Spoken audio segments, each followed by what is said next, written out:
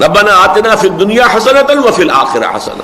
اگر دنیا میں بھی اللہ یہ چیزیں دے لیکن ان چیزوں کی وجہ سے اللہ سے غافل نہ ہو انسان، تو یہ دنیا کا حسنہ ہے، چاہے دولت ہے، مال ہے، اولاد ہے، کوئی وجاہت دے دی ہے، کوئی عزت دنیا، یہ ساری چیزیں حسنہ ہیں، بشرطے کہ ان میں سے کوئی چیز تمہیں اللہ سے غافل نہ کر پائے، اللہ کے دین کا حق ادا کرنے سے بیڑیاں تمہارے پاؤں میں نہ ڈال دے، تمہارے ہاتھ میں ہتھکڑیاں بن کر نہ پڑ جائے.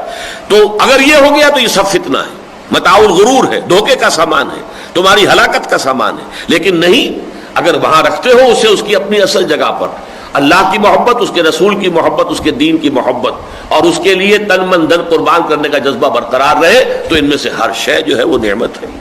تو توازن یہی ہے کہ دنیا مزرعۃ الآخرہ، دنیا برائی نہیں ہے، دنیا تو آخرت کی کھیتی ہے. یہاں بو گے تو وہاں کاٹو گے نا، یہاں کچھ بویا ہی نہیں تو کاٹو گے کیا؟ وہاں بونا تو یہاں ہے، محنت تو یہاں کرنی ہے. تمہارا